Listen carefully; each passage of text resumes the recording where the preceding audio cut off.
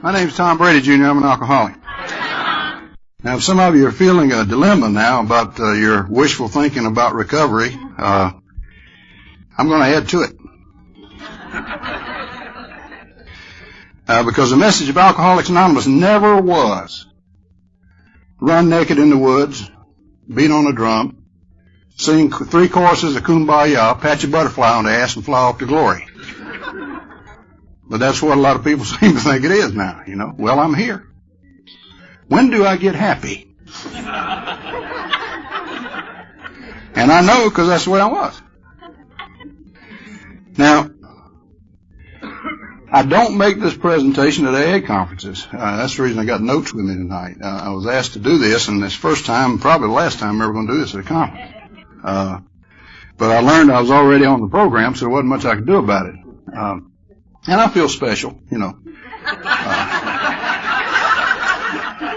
Bob and I both get to talk twice, and I always like being special anyway, you know. Many people out there looking for new ways to recover and new ways to deal with the problems in sobriety, and I'm not. And I'm not for the simple reason that I'm convinced we already have a way. And it was talked about very eloquently by Earl tonight and by Bob this afternoon. It's a way which has worked so consistently and so well and so long for so many. That's the 12-step way. It's worked so well for me that I've now been sober for over 31 years. And I'm grateful for that. You had an old boy who lived up in Luray, Virginia, named Julian B. And Julian used to tell a story about an old boy who went down to a flea market and bought him a bull fiddle. Didn't have but 1 string on it. And he stood on the front porch and plunked that damn 1 string all day long, about to drive his wife crazy. She went downtown, went grocery shopping, came back. She says, "You're not doing that right." And he's just plunking away, you know. He said, "Oh." She said, "Yeah, there's a man downtown. He had 4 strings on his bull fiddle, and he was playing different notes." Old boy just plunked right on. Said, "I guess he's looking for something. I found what I want."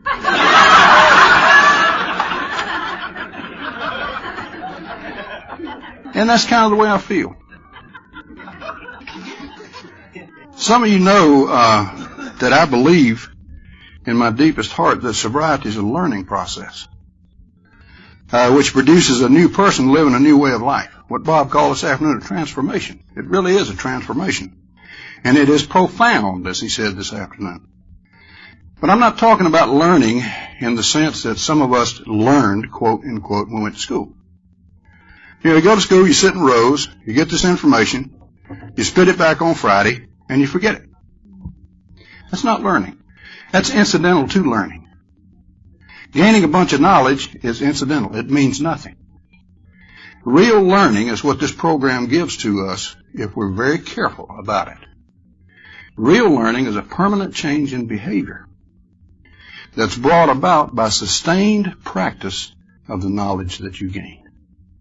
You do it, and you do it, and you do it, and you do it, and you're transformed. And you don't know why. But you know it has something to do with this program. Now, the more we learn, the more we grow. And we change. Now, I'm convinced that sobriety that I'm talking about tonight is not just for alcoholics. It's for all who want to grow spiritually. So what I say tonight should apply to everyone here, alcoholic or not. As we progress, you know, in recovery, we move through certain stages or levels of sobriety. This surprises some people. Doesn't surprise me anymore. You know, in the first stage, sobriety is just abstinence. You just put the plug in the jug. And then if you pursue the program of recovery, there comes a station in this progress called rebirth. And it's more than a 2-syllable, 7-letter word. It is the beginning of this transformational process which changes us deeply. And then comes infancy. You see, second birth is just like first birth. We're going to go through the same stages we went through the first time. Any of you remember going through the terrible twos? You know, I remember my little girl when she went through the terrible twos. She got some spaghetti. She had little beautiful blonde hair and had it all in her hair and was banging on the high chair for more. And that was me in the terrible twos. Hell, I knew everything. Why ask anybody else everything? Walking on water was old hat to me, man. You know, it's just I was so brilliant and so spiritual that I went home and told my wife, you know, if you don't straighten up, you're going to have to get the hell out.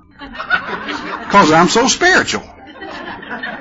Now, that's the way an infant would act, isn't it? And I needed somebody to change my diapers, and the group did, you know, and I had a cradle to live in called an AA group, just like every infant needs.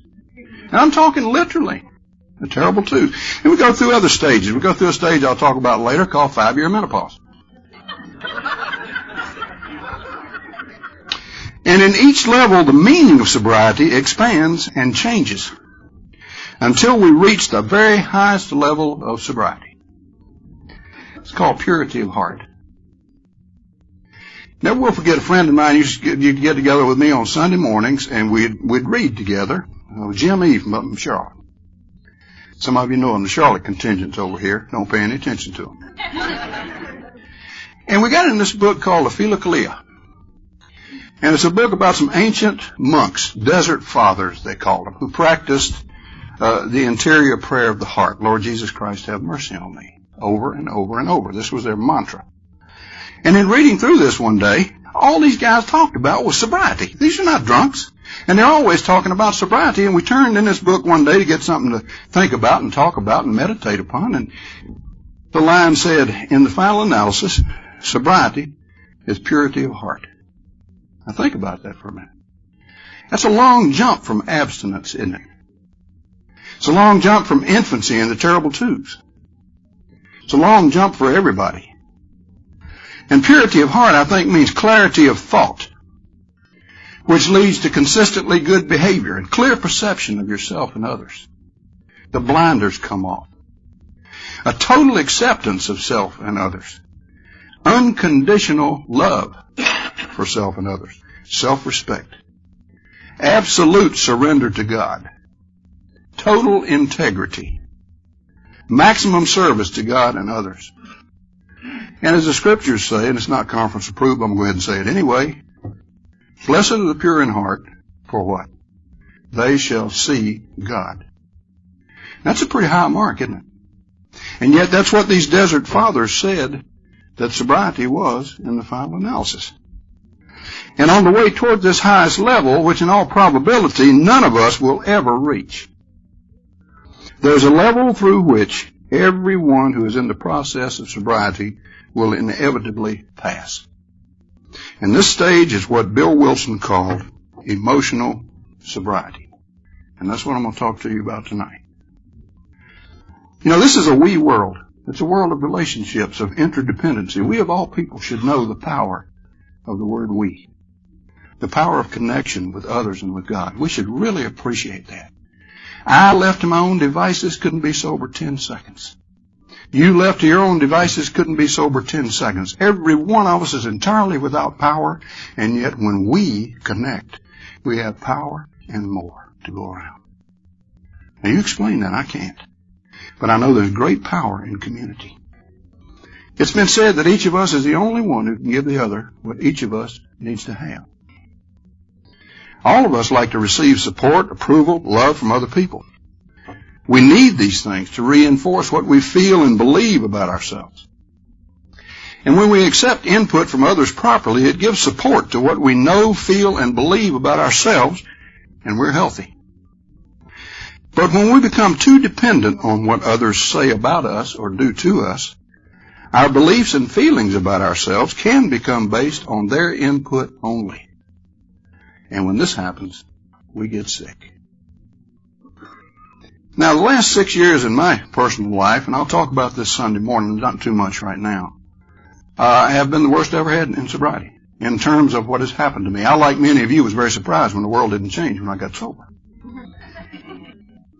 And the last 6 years have been a lot of sickness, a lot of death, cancer, emphysema, high blood pressure, deep venous thrombophlebitis. I'm a walking time bomb. Okay? But the thing that stands out in my mind was the woman that I loved most of all on the face of God's earth leaving me in 1991. Now, I hit bottom. Again. I went beyond grief. I went into real mourning. I went into suicidal thinking. I sincerely asked God every night not to let me wake up the next morning. I begged to die. I'd go to bed at night and mark another day off the calendar and thank God, well, that's gone. One less day I have to live.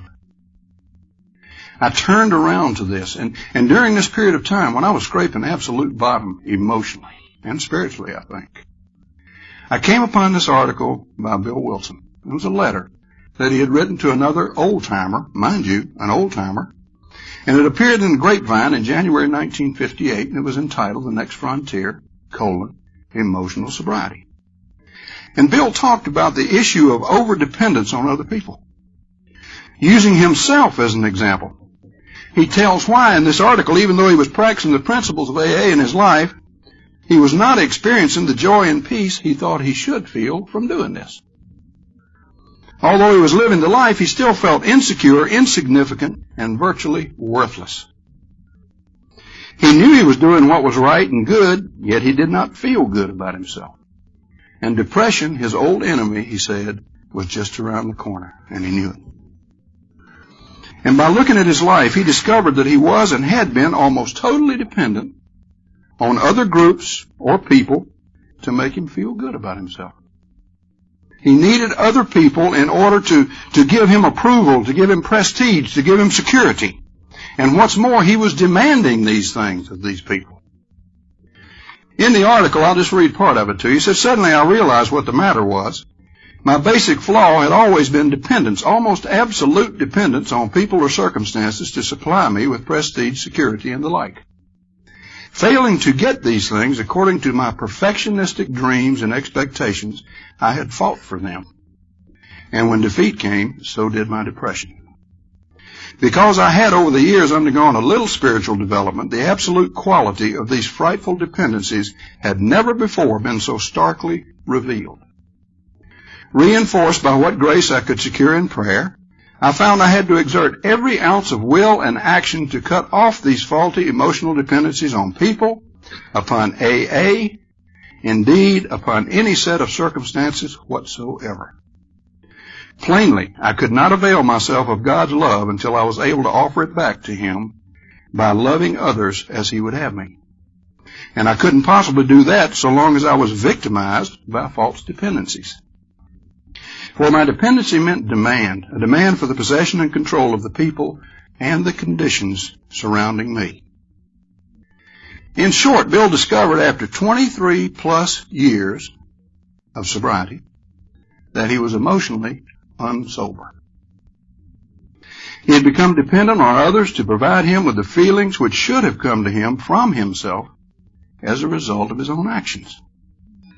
And it was his article, plus my own experience of being very emotionally unsober, which set me to thinking, and more than that, doing some things. And I'm going to share these with you tonight. Now, I'm not a psychiatrist, thank God for that. I victimized quite a few of them. And I'm not an expert. Last expert I heard was an expert on marriage. Man, she's got tapes, she's making millions of dollars, selling them all over this country. Bitch been married 8 times.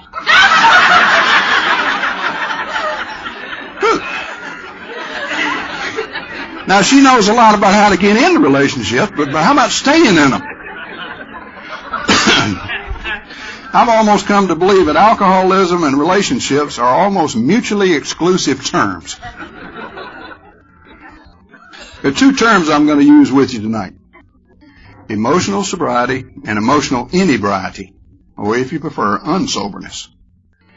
Let me try to explain them in Little Red Hen language, which is all I can understand. Emotional sobriety, loosely defined, is when what I know to be true about myself and what I believe and feel about myself are pretty much consistent. In other words, I'm emotionally sober when my beliefs and feelings about me match the facts about me. When I'm emotionally sober, if the facts show I'm a good person, I believe I'm a good person, and I feel good about myself. And when I'm emotionally sober, the input of others affects me, but it does not determine what I believe and how I feel about myself. Self-respect, self-worth, and any other positive feelings about myself come from within me. I have what Bob mentioned this afternoon, integrity. Integrity. That's become a very important word to me. Emotional unsoberness, on the other hand, exists when what I believe and feel about myself is inconsistent, sometimes totally so, with what is obviously true about me. That is, my beliefs and feelings about me don't match the facts about me. And when I'm emotionally unsober, even though the facts clearly show I'm a good person, I can't seem to believe I am. Nor do I feel good about myself.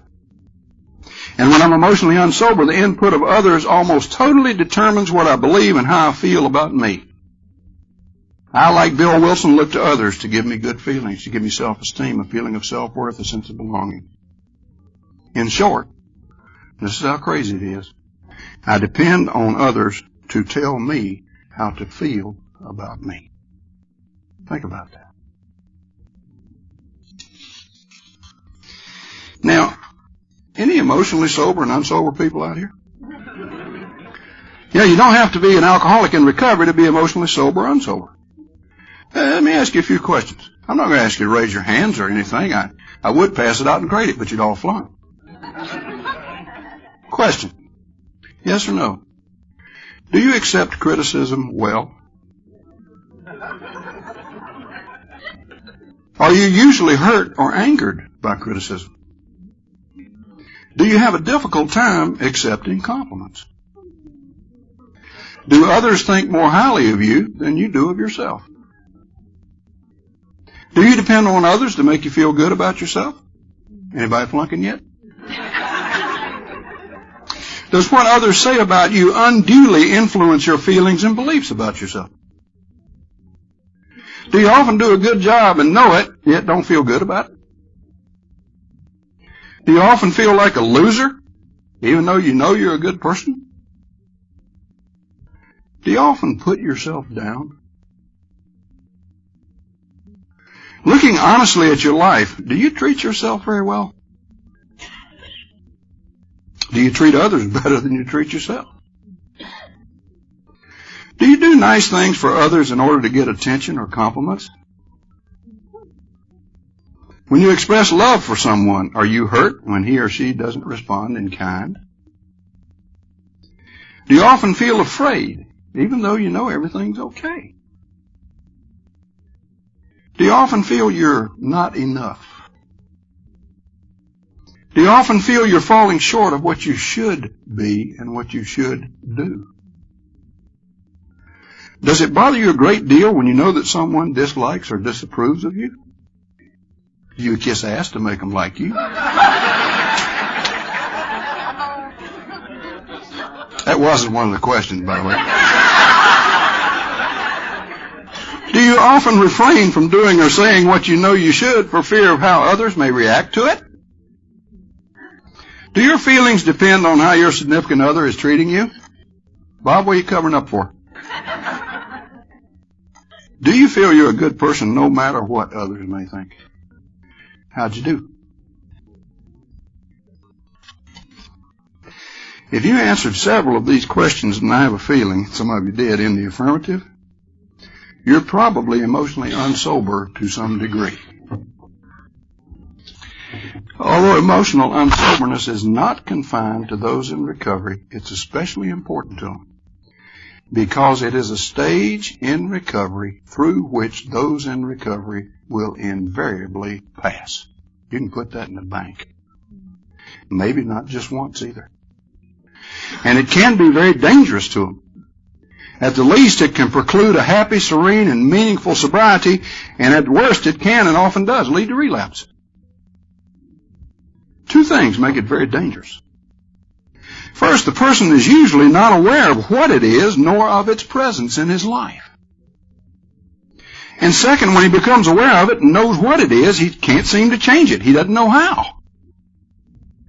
Let's look at these two dangers one at a time. The first danger, he's not aware of it.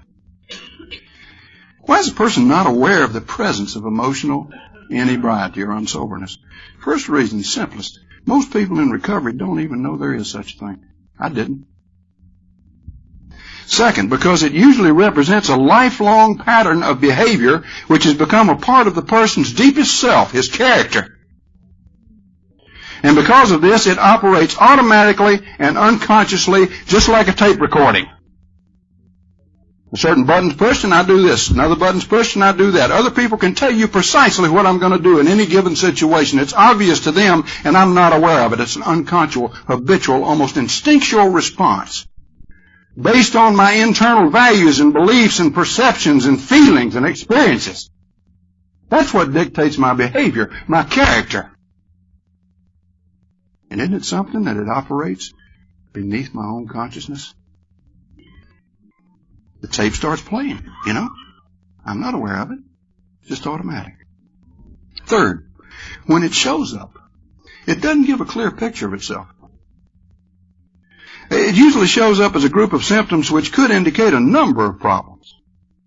Some of these symptoms of emotional inebriety, other than the questions you answered, could be things like a lingering feeling. I don't mean a passing feeling. A lingering feeling that all is not well. A continuing sense of uneasiness, feeling down, a dull, continuous sense of anxiety, a feeling of worthlessness. And because these symptoms could indicate several conditions, emotional unsoberness is often misdiagnosed, usually as depression. It's amazing how many people get in this stage in recovery and are diagnosed as being clinically depressed. Don't get me wrong, there are people who are clinically depressed, but then there's emotional inebriety, and when you're going through that stage, Prozac and Zoloft ain't going to help you. What makes the condition so more problematic is that it usually doesn't show up until the person is well into recovery. And when it does show up, it does so as the vague group of symptoms I mentioned, and usually the person's doing his best to practice the program of recovery. So he simply can't understand why, since he's doing his best, he feels so bad. Good example of this. When I was a couple of years sober, two of my really good friends in my home group picked up 5-year tokens and got drunk almost immediately. It blew my mind. It scared me. I never knew anybody got drunk again. You know? And two of them, bang, bang, within 3 weeks of each other. I said to my sponsor, what is happening here? He said, go to the hospital and ask Lewis. That was his last guy's name. And I went up there. You know what he described to me? What I've just described to you. Everything in my life was roses, man. When I felt worthless and uneasy and scared all the time, you know? And I reached for the only thing that I knew would relieve all these symptoms at that point in time. And I went back to my sponsor and I told him what Lewis had said, and he said, now we got a name for that, son, in North Carolina. And I said, what is that? He said, it's 5-year menopause. I cannot tell you how many people have come to me over the years, Bob, expressing these very feelings. Things couldn't be any better in their lives. But they're not happy. They don't feel useful. They're empty inside, you know.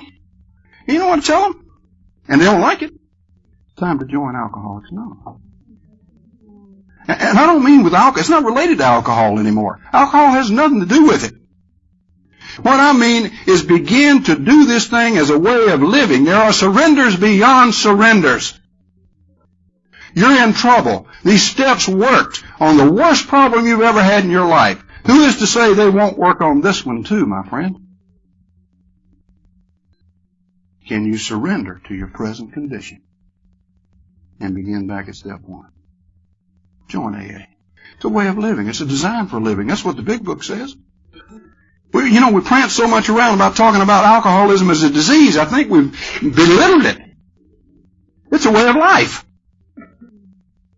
And so is recovery. It's a way of life. It's not a cure.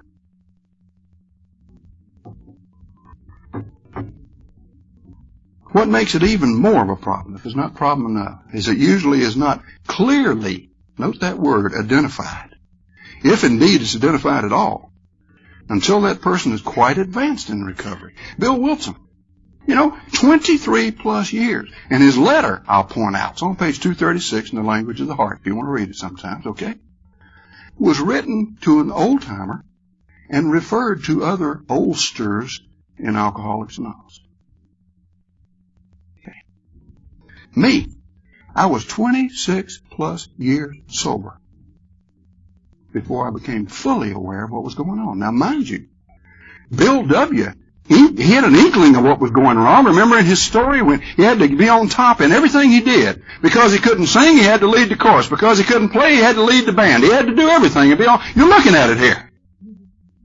Whatever was lacking, I gained control of, and I gained it quickly. And when he was without all of these accomplishments, what did he feel like?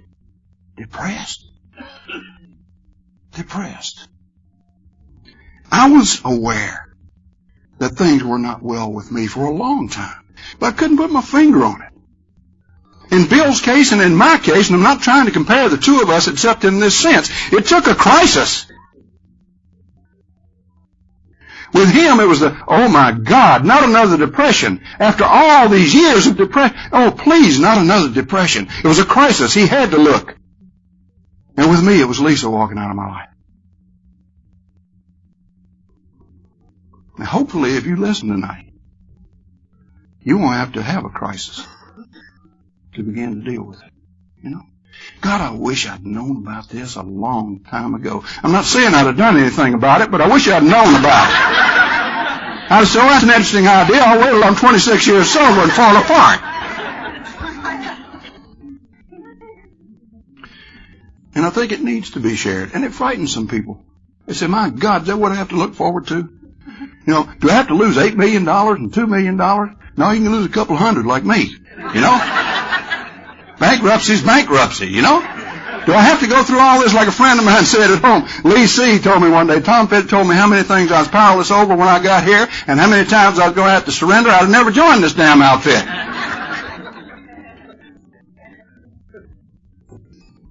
Powerlessness is a state of being. It can be an accursed state of being or the most blessed state of being on the face of the earth. When you just sit there and say, I can't do it.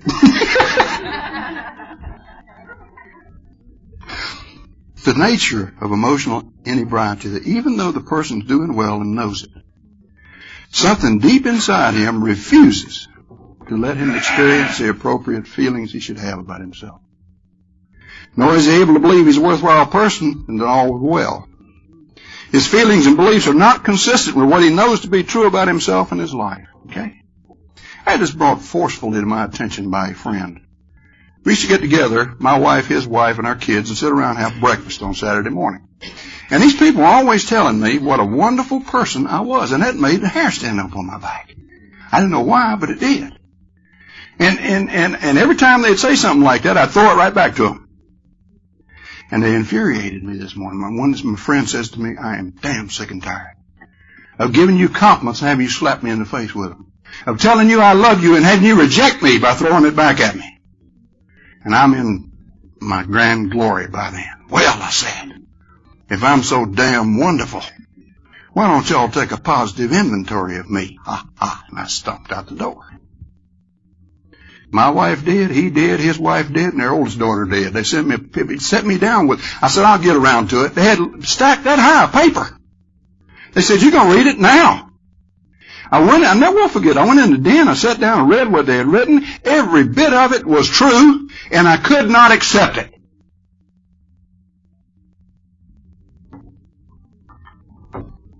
You get frightened, you know, and insecure.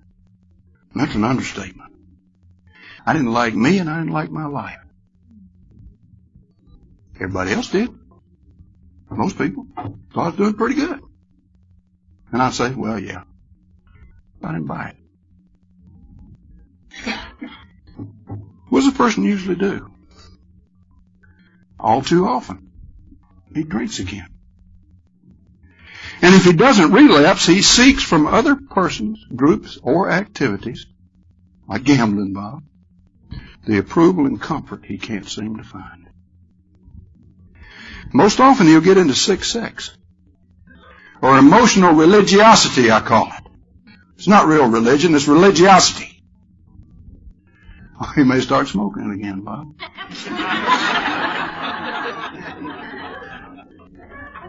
And I feel for, I'm not putting you down or laughing at it. Hell, I ain't. I got into sick sex. I went crazy. I went absolutely crazy. Beautiful redhead walked in my office down to college. I said, can I help you? She said, yeah. I said, what do you want? She said, you. And for the next 7 years, I was nuts. She bounced me around like a rubber ball. Why is it that we attract borderline personalities? Why is it? I wondered. One moment they're loving you to death, and the next moment they're trying to kill you.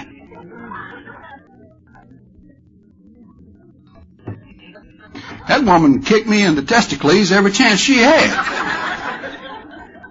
And I hung in there, man. You know what I said to myself? Someday, somehow, if I just handle it right, I will be able to control and enjoy this redhead.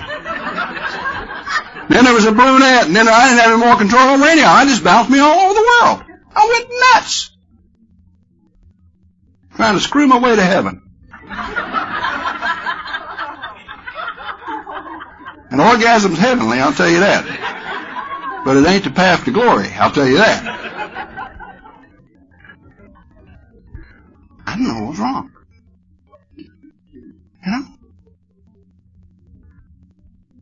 Some people whose lives are meaningless, they go into this emotional religiosity, man.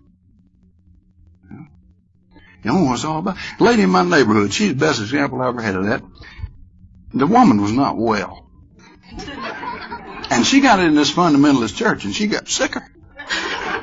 And she come over there one day and said, "You know what happened to me last Sunday in church?" I said, "No." She said, I said hallelujah and froze, just like that. I said, "Well, who the hell did that help?" And she just went to cussing me like you wouldn't believe, man. I don't recall Jesus saying a damn thing about freezing.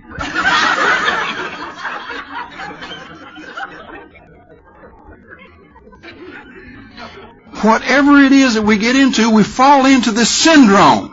This whole group of symptoms, the emotional unsober syndrome, what Bill will call the dependency demand cycle. It's based on false beliefs. Listen. And it's grounded always in fear. It consists of some or all of the following. Question time again. A continuing sense of uneasiness, putting yourself down, seeking approval, acceptance, and emotional security from someone and or something else.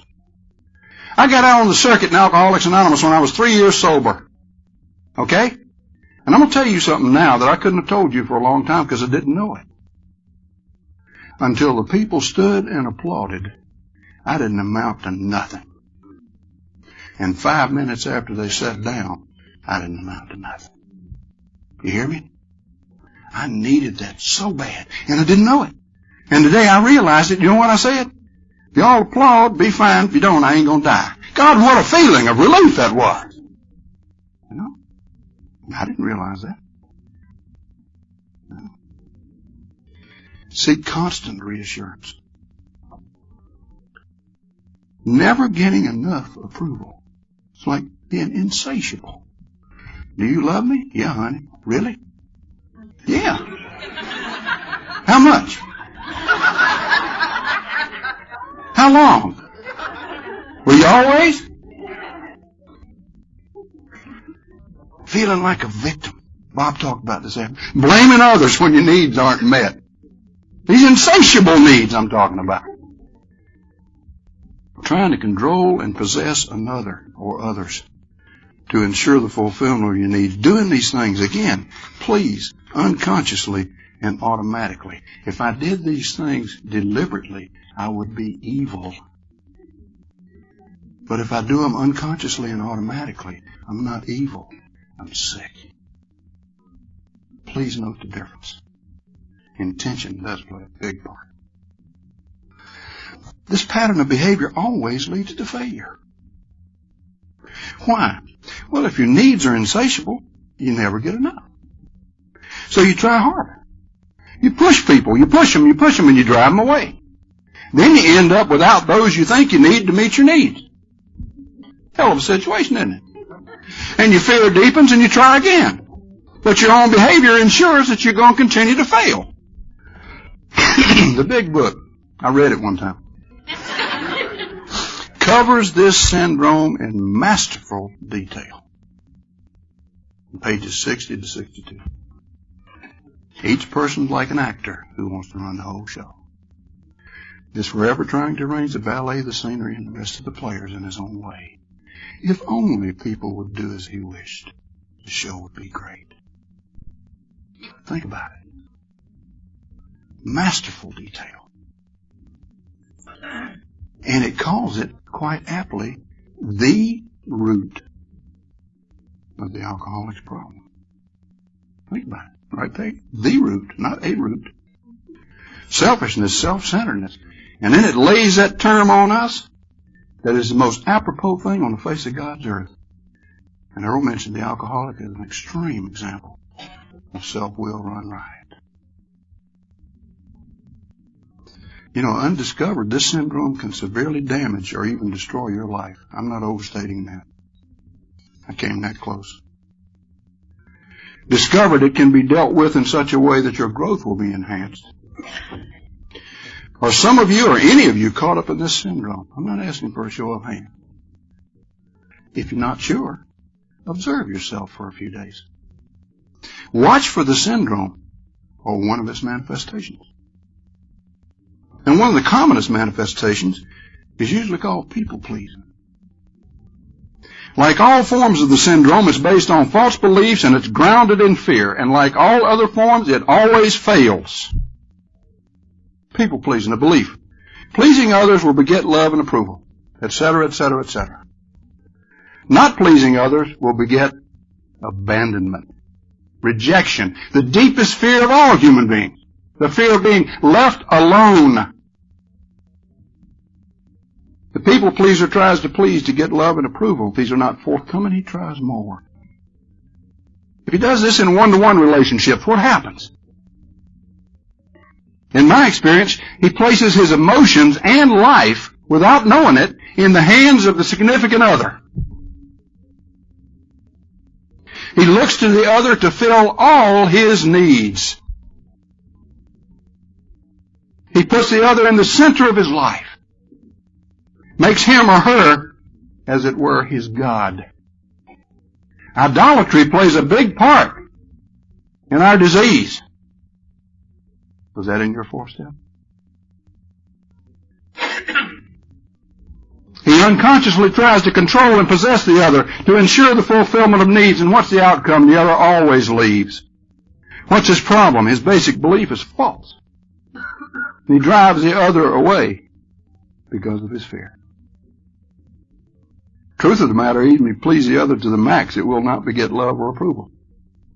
And if you're looking to another to fill all your needs, you will, because of fear, put such pressure on the other that you'll drive him or her away. And thus you will bring to pass the very thing you feared. Abandonment.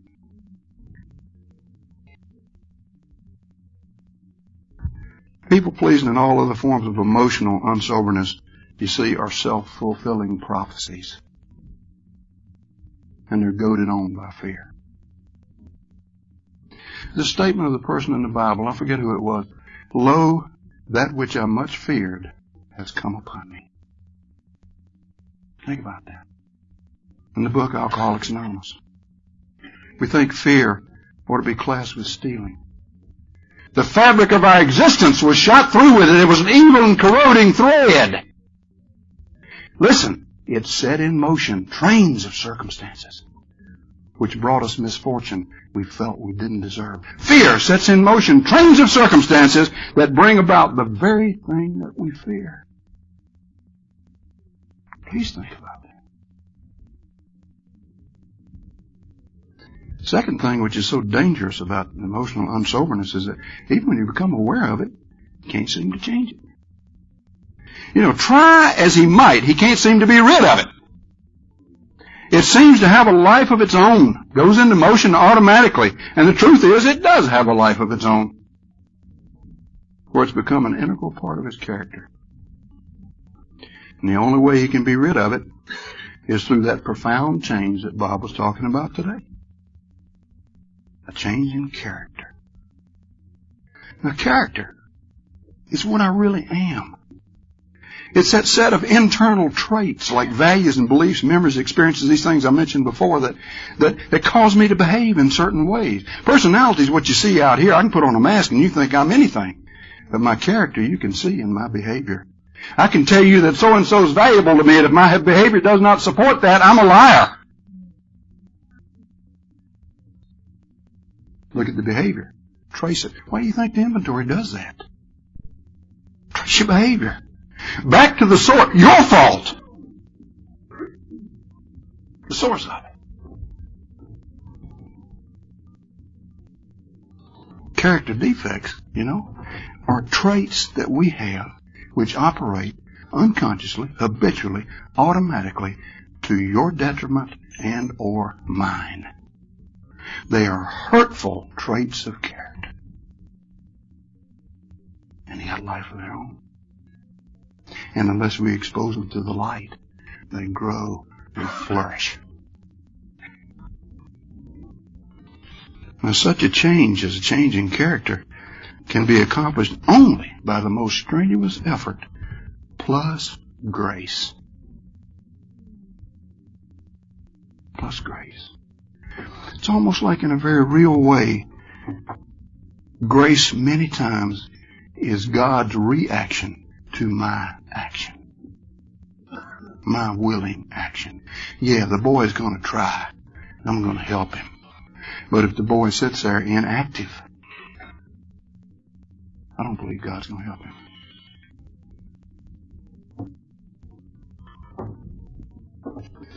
Saddest thing about this whole thing is that most who are emotionally unsober will remain that way the rest of their lives. Why? Some won't ever be aware of it. Others, though aware, won't know what to do to change it. And others who know what they must do to change it will not be willing to put forth the effort to do so. Only those who become aware that they're emotionally unsober understand the nature of the problem, have a way to deal with it, and put forth maximum effort will be able to grow away from it. And let me tell you something. Even though they grow, they may never be totally rid of it. It's good as far as it goes. Where does it all begin? What are the basic causes of it? Where does it come from? What is this something deep inside me which refuses to let me, even though I'm a good person, feel good about me and believe I'm a good person? What is it? I ain't got time tonight to get into a thorough coverage. So I'll point some ways and maybe you can find it. I want to call your attention to what I'm convinced is the most significant cause of the entire problem. The chief barrier to emotional sobriety, and what I believe to be the most malignant character defect of all. Let me call your attention to self-hate. Self-hate is reversed self-love. It's Narcissus frowning at himself in the water. It's just as ego-centered, it's just as arrogant. But it's the opposite extreme from narcissism. It consists of a set of unconscious beliefs about the self. For instance, think about this. I always believed I wasn't worth loving. And so the people who tried to love me, I hurt. I hurt them bad. They had the audacity to try to love me. I didn't know I was doing this. I wondered, why am I doing this? This is bad behavior. And the hate deepened. I felt I was worthless. I felt like a complete failure. In the face of great success, Bob, I felt like a complete failure.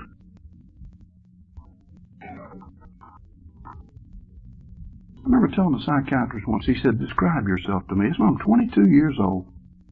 And without hesitation, you know what I said? I'm the sorriest son of a bitch on the face of God's earth. And y'all, I didn't hear what I said. That's what I totally believed. And I didn't hear it.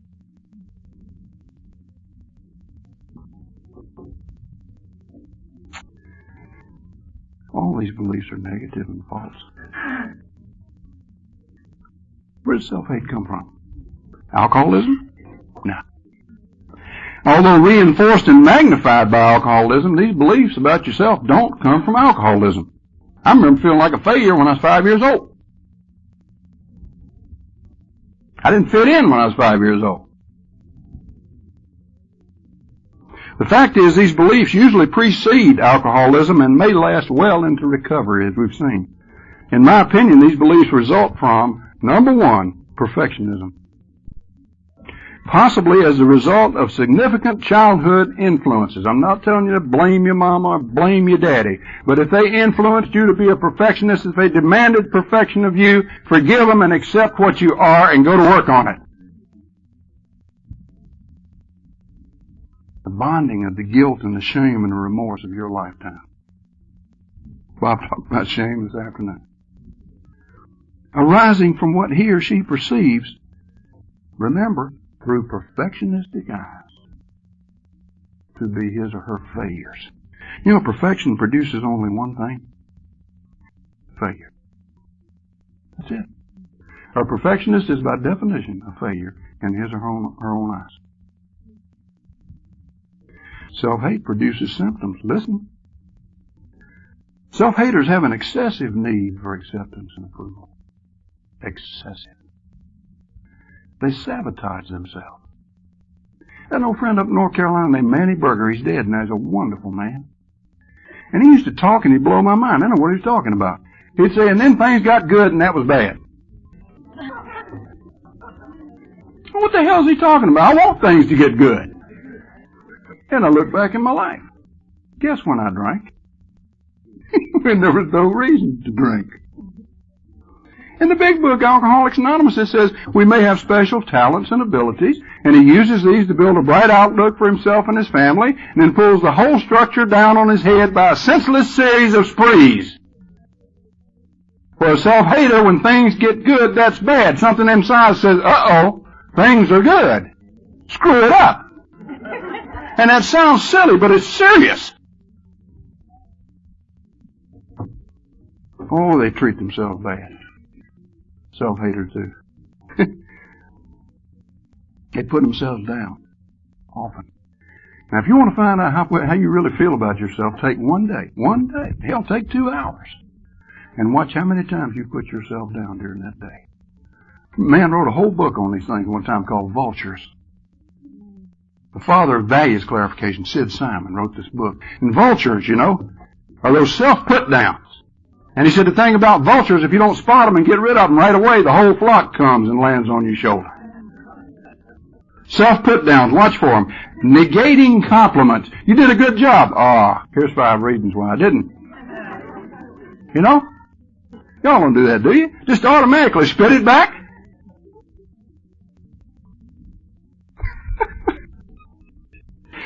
I'll tell you one thing. Looking back on my life, if anyone had treated me as bad as I treated me, I'd have killed him. I'd have killed him. It's the truth. Self-haters are totally unable to tolerate criticism. It's almost like you're saying to the person, don't you dare criticize me, that's my job.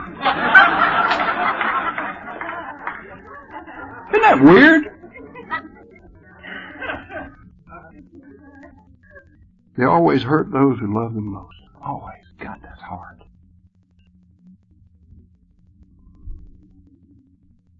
I think about my kids after I got sober. You know? I was a lousy father. Don't tell my son I said that. My son weighs 215 pounds now, and he's 6'3". And I put myself down one time in a meeting, and he took me outside. And he says to me, don't you ever put yourself down in front of me again. If I'd have wanted a better father, I couldn't have found it. I didn't believe that lie, but you know, it was nice of the boy to say so.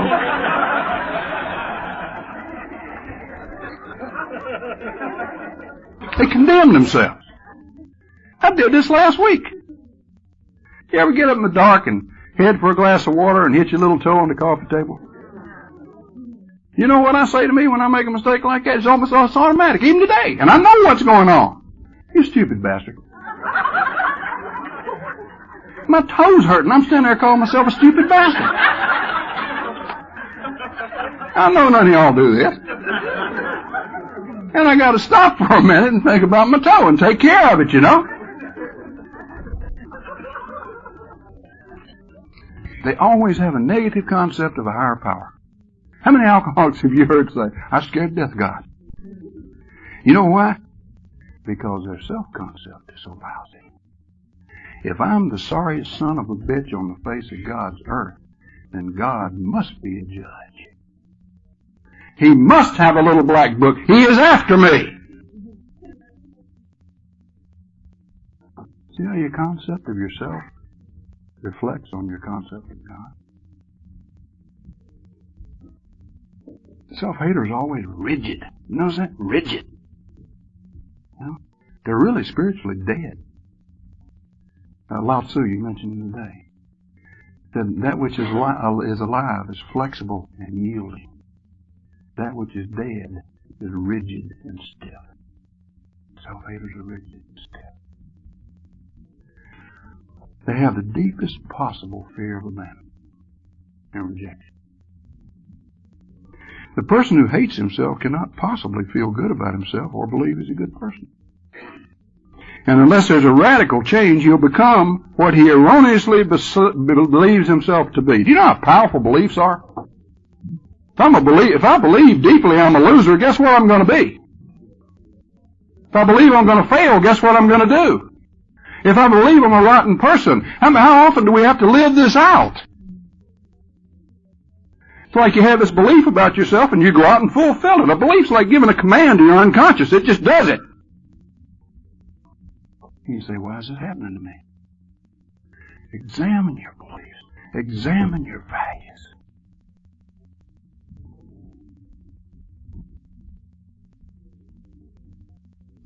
There's a solution. But it's going to take at least the following. I don't know all the answers. At least the following. First, foremost, surrender. Surrender to what? To the truth of my condition and my powerlessness over it. The truth of my condition and my powerlessness to change it. You've got to make a real commitment to change. And you've got to have a means of bringing about the change, and you've got to have that major effort I talked about to effect that change, because we're talking again about the deepest possible change, a change in character. Without this change, the condition will continue. I got a t-shirt that I wear at a meeting sometime, and it says on it, if nothing changes, nothing changes. Think about it. And I've heard people say, you know, if you always do what you've always done, you always get what you always got. If you don't change, nothing changes. Character can't be changed by thought. One spiritual teacher said it real clear. Which of you by taking thought can add 1 cubit to his stature? Nor can character be changed by prayer alone. Neither can affirmations or positive input from others change it. Because the problem with which we are dealing is rooted in self-hate. Hear that. Self-hate. The problem didn't come from others. The problem can't be solved by others. You can be helped by others. The solution must come from you. You've got to do the work. I've got to do the work. Thought can't alter it. I remember one of the people that messed with me when I first came around AA was Grumpy. Y'all heard me talk about Grumpy, and he was always saying, boy, you can't think your way into good living. You got to live your way into good thinking. Prayer. One of my favorite stories, you know, the rabbi and a priest went to a prize fight, and before the fight, one of the boys got down the corner and did this, you know, and the rabbi says to the priest, that's one of your boys, isn't it? He said, yeah. He said, tell me, what does that mean? The priest said, don't mean a damn thing if you can't fight.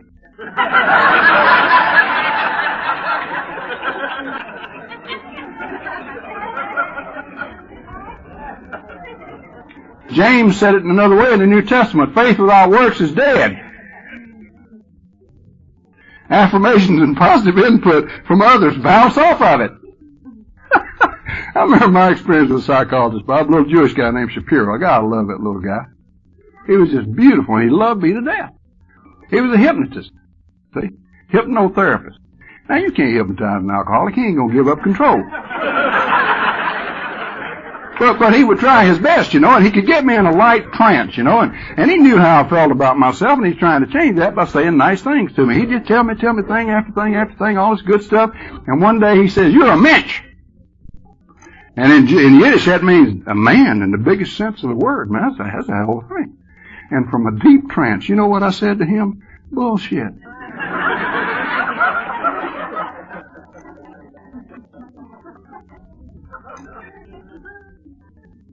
He gave up on me.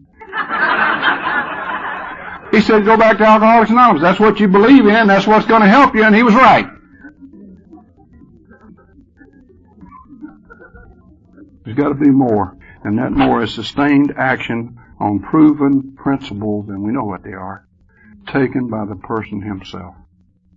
Character can be changed only by action. It's a spiritual program, y'all. It's not based on thought and feelings. It's based on action. And the change I'm talking about is from self-hate to unconditional self-love. I don't use the word self-esteem because it's been beat to death nowadays. You watch one of these talk shows, either you need counseling or you lack self-esteem. It's been beat to death. It's been spread so wide it means nothing anymore. How about unconditional self-love? Can never be gained from outside yourself. Can be aided and reinforced by other people, but must be born and grow within the person himself. Again, self-love is self-love. I was telling Bob earlier, I don't believe these people say you can't love others till you love yourself. I loved everybody before I loved me. The word on me was, don't ask Tom for the shirt off your back. He'll give it to you. But don't you ever try to give him yours.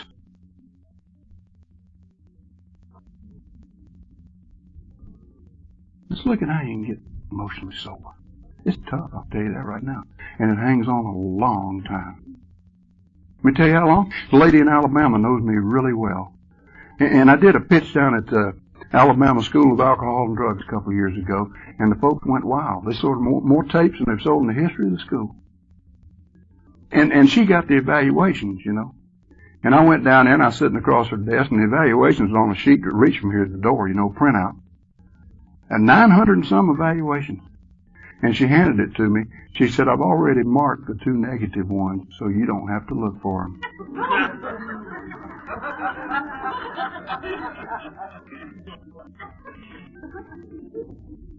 The very key to the whole thing is to accept yourself as you are right now. Real acceptance, you see, stops that inner struggle. It puts you in neutral. You ain't running, you ain't fighting, you're neutral. I accept. Psychologist Carl Rogers, curious paradox, he said, is the moment I accept myself just as I am, then I begin to change. How about our alcoholism? Is that true? Huh? Chris Christopherson has a song once called The Pilgrim. And the chorus of the song says, he's a poet, now he's a picker. He's a prophet, now he's a pusher. He's a pilgrim and a preacher and a problem when he's stoned. He's a walking contradiction. Partly truth and partly fiction, taking every wrong direction on his lonely way back home. Each of us, I submit to you, is exactly that, a walking contradiction. A combination of light and darkness. Recovery does not eliminate the darkness. Rather, it increases the light and decreases the darkness. Nothing is added, nothing's taken away. The balance changes. That deepest self, which I believe with Bob is God, begins to manifest itself in this darkness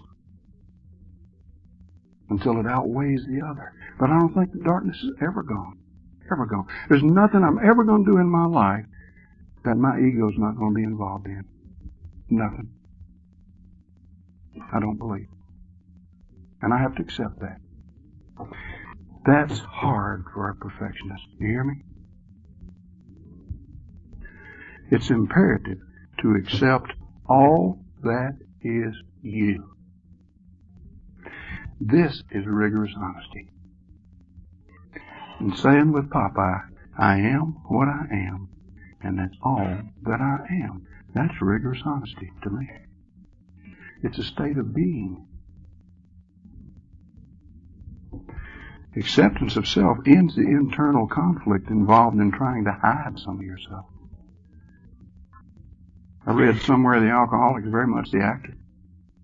To the outer world, he presents his stage character. This is the one he wants others to see, etc., etc.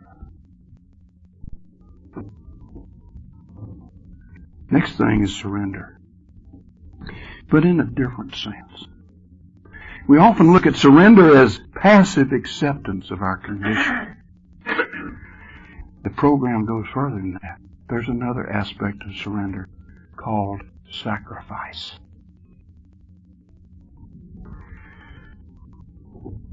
Third step prayer begins how?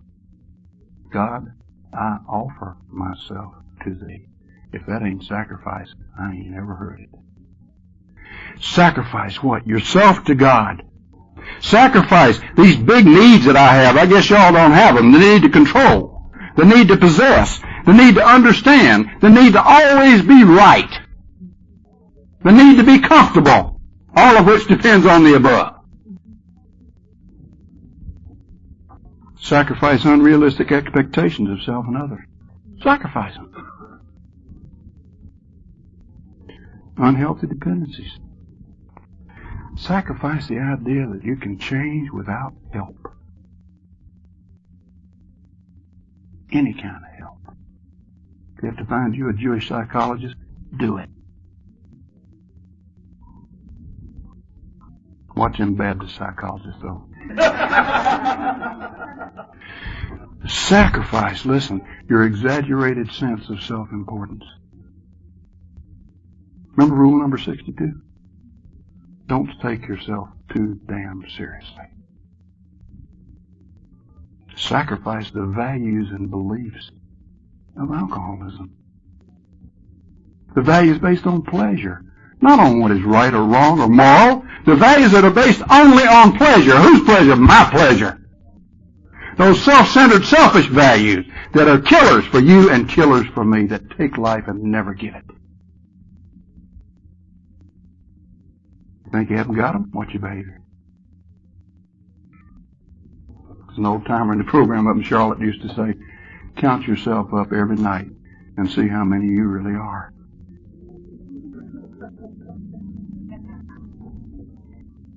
Gotta believe. Gotta believe that with help you can and will become emotionally sober. Beliefs are powerful. Positive belief can be just as powerful as those negative beliefs.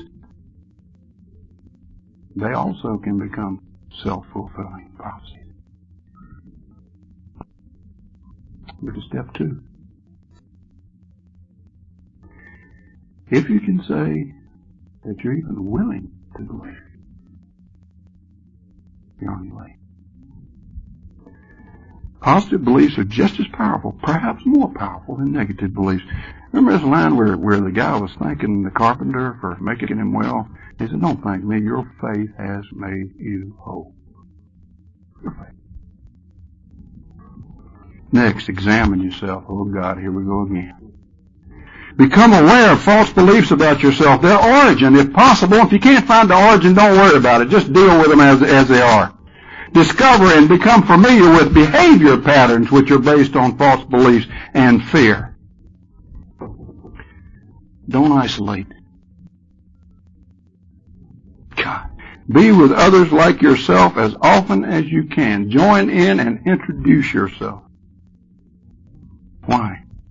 The first thing you'll hear me say Sunday morning, my sponsor ever told me to do was go to meetings early and shake everybody's hand and ask them how they were doing, and I did not want to go. But it became a vitally important part of my sobriety because I connected. I became a part of the we. And I totally believe that if I can move along this horizontal line and connect with my brother and my sister, God's going to join in on that. And right there in the intersection where God comes down and joins us is everything I've ever hoped for or wished for.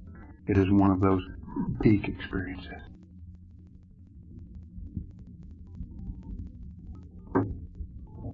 Talk with somebody else about what you found. You've got to have somebody you can talk with. You know?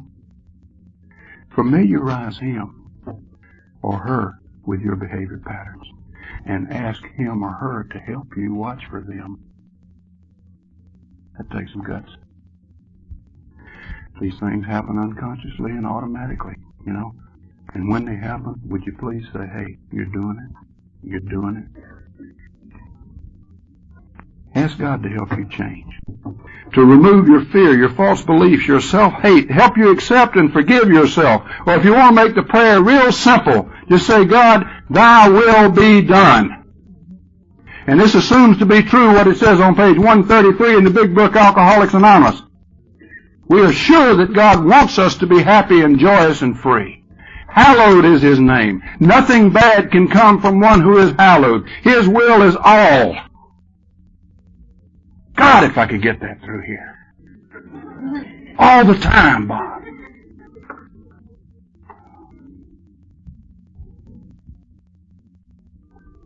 Perhaps the most important element in overcoming emotional unsoberness is to watch for its manifestations. Watch for behavior patterns. Watch for those responses. You ever look at step 10? Step 10 says we continue to what? Watch. Watch. Huh? Isn't that the word? Watching is an ancient, time-honored spiritual tradition. It means observe yourself. As those monks in the desert used to say when one of them would get troubled, brother, pay attention to yourself. Uncritical self-observation. When? Now, not tonight.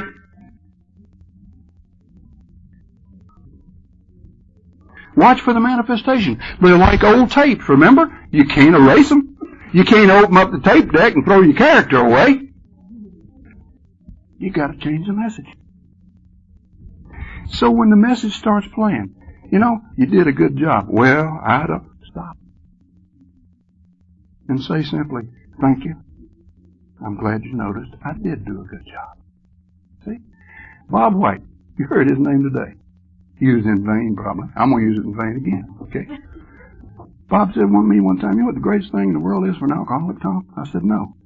He says, when somebody says they love you, and you say, yeah, I know you do. He said, when an alcoholic can accept love, that's the greatest thing on the face of the earth. You know, I think he was right. When the old message begins, we continue to watch for what? Selfish dishonesty, resentment, and fear. When these arise, put a new message on it. You know, if you put a new message over the old message long enough, the new message becomes the only message.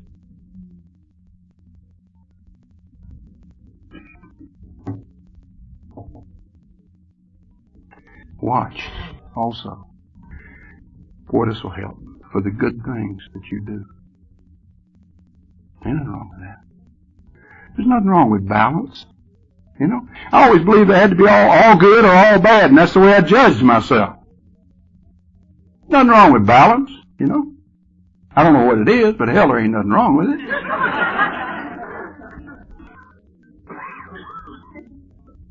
Watch for the good things you do. And when you see them, say, thank you, God. I dare you, during this day when you're watching yourself for these behavior patterns, watch also for the good things that happen to you and for you that you don't have anything to do with. You get the right word, the right letter, the right phone call, the right thought, the right touch, the right mountain, the right tree. And you don't have to define grace. You're touched by it. You know what it is. God working 24 hours a day for our good. And we're not conscious of it unless we're awake and observant. Finally, give to others what you want and need. Give to others what you want and need. Love others unconditionally. It's hard stuff, isn't it? Give without expectation. Give anonymously. Giving in this sense, you know, is what love's all about.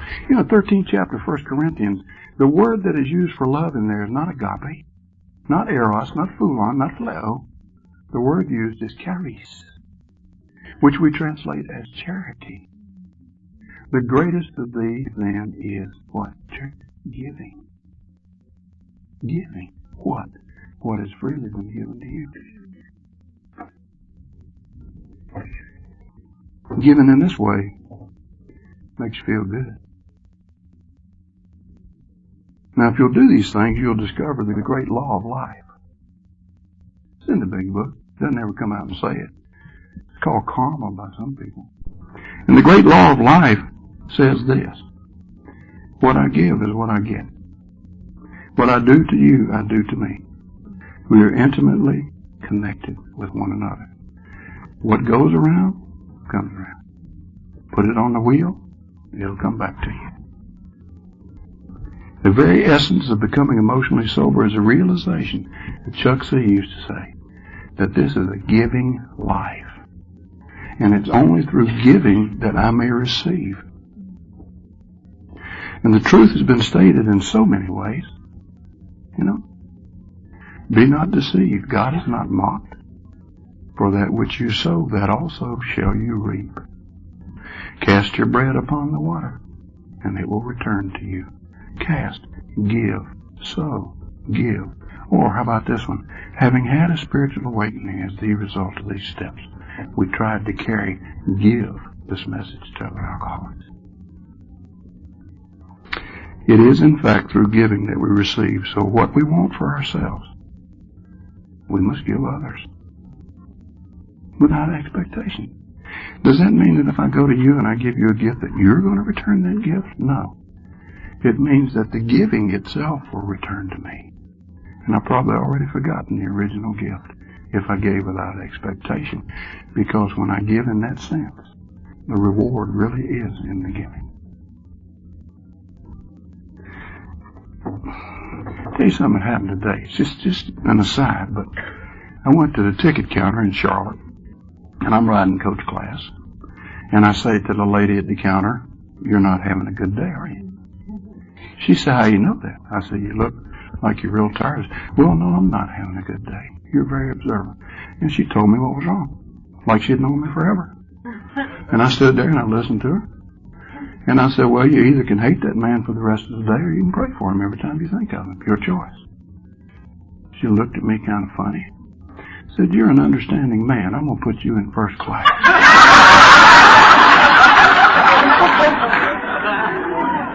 True story. So, you know, I thank you, and let me leave you with this. Every letter that I write, I end it in this way. Take care, and please remember to be gentle with yourself and those around you. Thank you.